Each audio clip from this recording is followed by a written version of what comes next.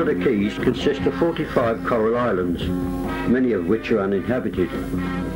The two most well-known of these islands are Key Largo and Key West. Here at Key Largo, a neon sign bearing a glamorous name makes this motel look very attractive. It has the obligatory swimming pool surrounded by palm trees and the usual poolside amenities. A Hemingway novel made into a popular film helped to put the island into the public's mind. But unless fishing is his passion, the visitor will be disappointed with Key Largo.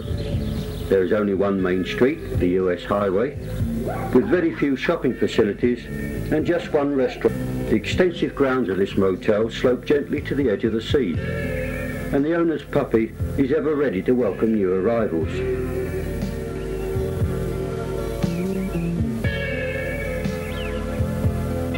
Lush subtropical vegetation is everywhere, but these cacti flower only once in every 15 years.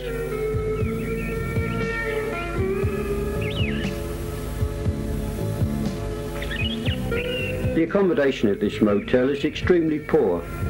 The chalets are small and confining, and although the linen is spotlessly clean, the furniture is sparse, and what there is looks distinctly homemade.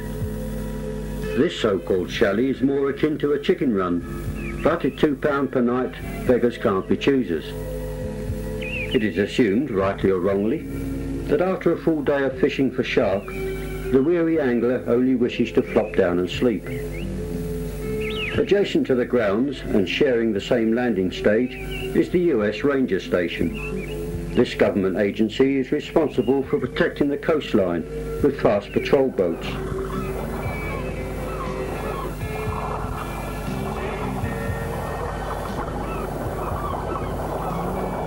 A recent hurricane left this private boat half submerged, and during the last 6 months, no effort has been made to repair it.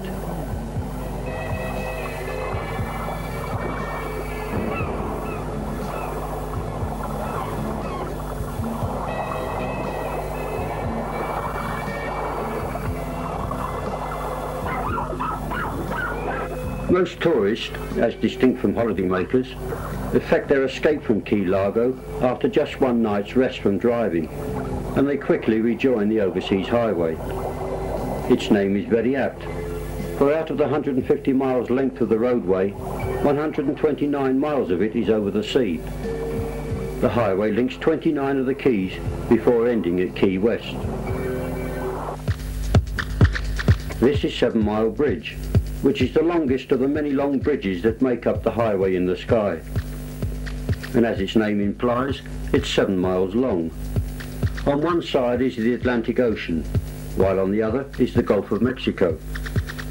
Alongside, new bridges are being constructed, which will eventually allow a one-way system to operate. This was originally a railway, and was the brainchild of one Henry Flagler, who retired from Standard Oil at the age of 53 as one of the richest men in the world. He spent $300 million building his railway, which took 7 years to complete and cost the lives of 700 men during its construction. When opened in 1912, it allowed the traveller to board a train in Miami and arrive at Havana, Cuba via a boat train from Key West, all for £24 including meals. Flagler anticipated a growth in trade from Cuba to Key West, but it never materialised. The Cuban sugar trade collapsed and the railway was no longer viable. In 1935, a severe hurricane washed away long sections of the bridges and swept a train into the sea, killing at least 600 passengers. In 1938, the state of Florida acquired the remains of the railway and built a modern highway across the bridges. Here at Key West, the highway connects with Roosevelt Boulevard, which in turn forms a half circle around the eastern end of the island. This in fact means that the northern section of the boulevard runs beside the Gulf of Mexico, and the southern section faces the Atlantic Ocean. This is the northern half, which is the location of all the recently built national chain hotels and the equally famous fast food restaurants, which all cater for the increased influx of tourists generated by the overseas highway. Being an island, and incidentally classed as being in the Caribbean, Key West offers many leisure activities connected with the water. The island has had a checkered history. Once it was a pirate stronghold, then an Indian trading post, before becoming an important US naval base. In 1886, fire destroyed half the city and all of the business area. But the turn of the century found Key West to be the most affluent city in the Americas, providing Florida with 95% of the state's income. It was in that period that these mixtures of Conch and Spanish colonial style of buildings were erected. In 1934, the situation had completely reversed. 80% of the population were destitute, and the city was declared bankrupt. The US government attempted to evacuate the island, but the population refused to leave. Mallory Square in the Old Town section is where the interesting shops are to be found.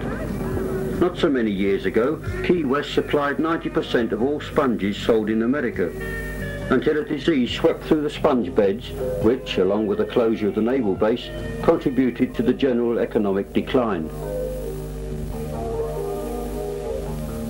In 1868, Spain introduced new conscription laws for Cuba, and so caused a mighty Cuban migration to Key West. The new arrivals brought the art of cigar making with them, and before long there were 67 factories on the island. Now only this one remains, situated in Pirates Alley, with only one man left who actually makes cigars.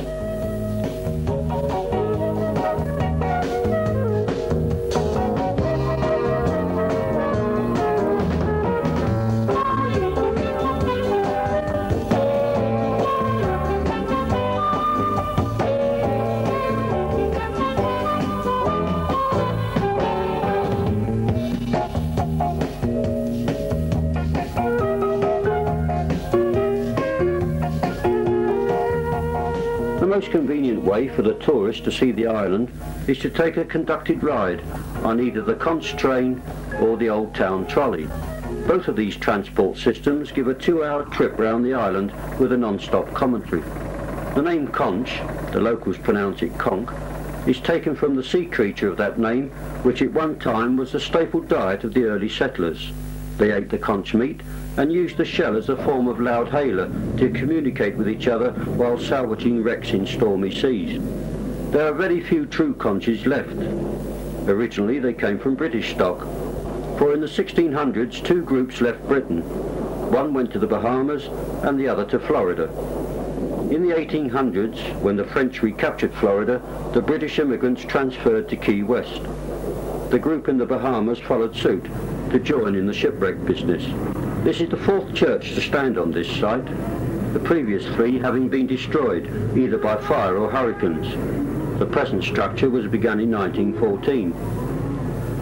Organised religion was absent on Key West until a meeting of townspeople in 1831 decided it was time to combat the sin and lawlessness of the wild frontier-type town.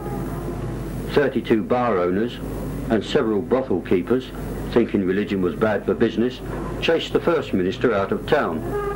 It took 2 years to persuade another to come to what America called the disease-plagued den of iniquity.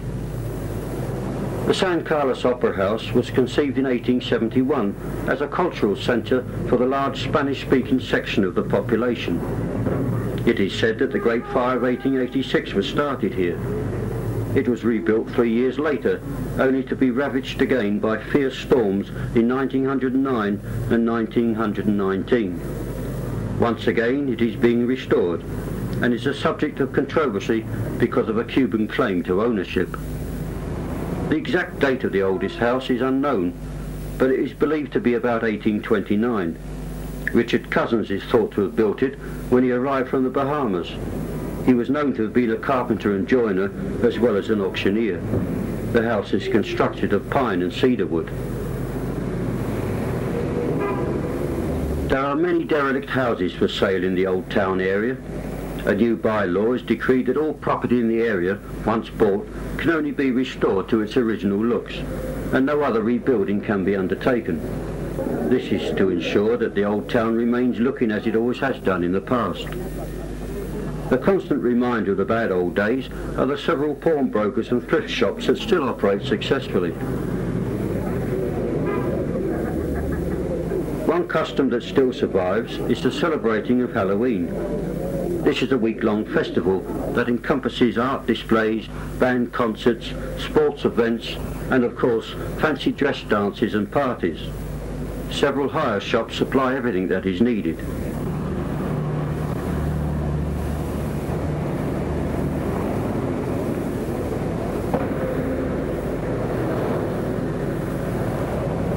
After foot slogging, looking for a suitable costume, the visitor and local alike can listen to the true but stranger than fiction stories at the bar where Hemingway practiced his arm lifting. And so to the #1 tourist attraction. Here at 907 Whitehead Street is where Ernest Hemingway lived and wrote his most acclaimed work from 1931 to 1961.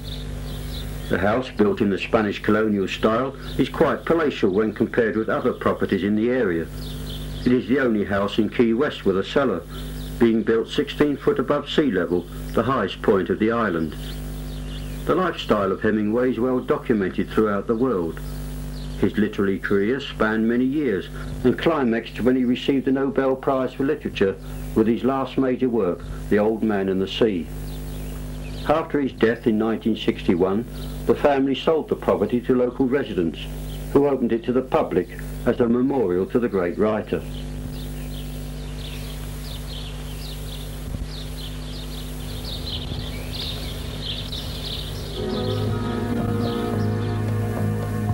This bench in the hallway is typical of most of the furniture collected by the Hemingways. It comes from a Spanish monastery and is richly carved in walnut by a 17th century craftsman. The wrought iron spiral candle holder also comes from Spain and is one of 6 positioned around the house.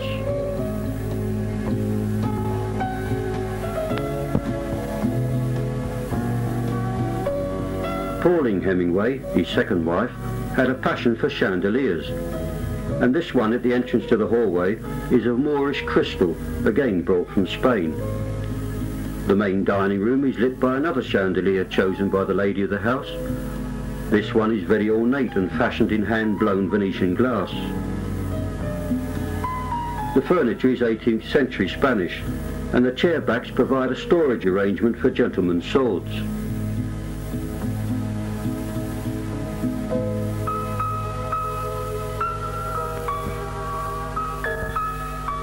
The main living room shows off yet another chandelier, which shines down upon a painting of Key West in the 30s. Several full-length windows help to cool the area, and copies of the author's books are kept in this room.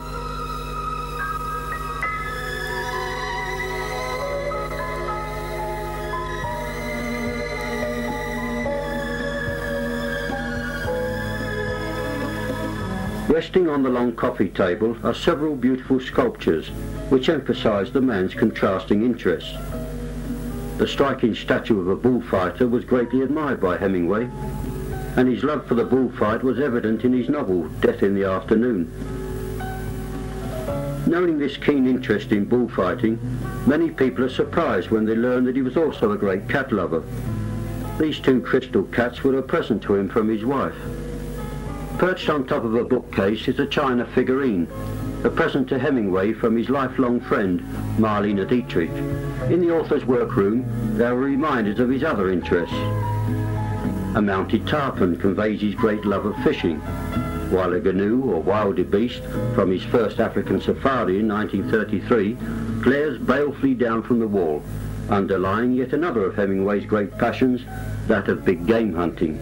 An interesting curiosity is displayed on a sideboard. It is in fact an antique bottle safe. This consists of a metal collar at the top and an enclosed stand at the base. The whole lot is fitted around the bottle and heavily chained and locked. In days of yore, the gentry seem to have had servants with a drink problem. This ceramic cat was a gift to Hemingway from another great artist, Pablo Picasso. Upstairs is the Hemingway Museum, and its most unusual exhibit is this Spanish labour chair, on which medieval women sat to give birth. Also in the museum is memorabilia of the author's life. Ornately carved oriental cabinets hold books and photographs that date back to his days in the Spanish Civil War. Pictures of people who shared his life can be seen, as well as press cuttings and documents. Also on show are various relics of the Civil War days, such as army helmets and medals. Two photographs on the wall show the marked contrast between Hemingway as a young man and Hemingway the older man. At the back of the house is the first swimming pool to be built in Key West. Constructed in the 1930s, it is fed by two natural saltwater wells and drained by another dry well 80 foot deep. It cost £10,000, a lot of money in the 30s, and was commissioned by Hemingway's wife in his absence. On discovering the cost, he jokingly placed a penny in the wet cement, saying, "You may as well have my last penny." It is still there today. There are still 45 cats roaming the grounds and house, all descendants of the 50 original cats that Hemingway kept when he was alive. Every one has the unique trademark of a Hemingway cat. On every foot they have 6 toes. There is only one climax to 907 Whitehead Street, and that is the Key West sunset. Every night scores of locals congregate on the waterfront to witness nature's free show. Popcorn vendors, musicians and their like keep the crowds amused while they wait. And maybe, mingling among them, are the ghosts of the pirates, the Indians and Ernest Miller Hemingway.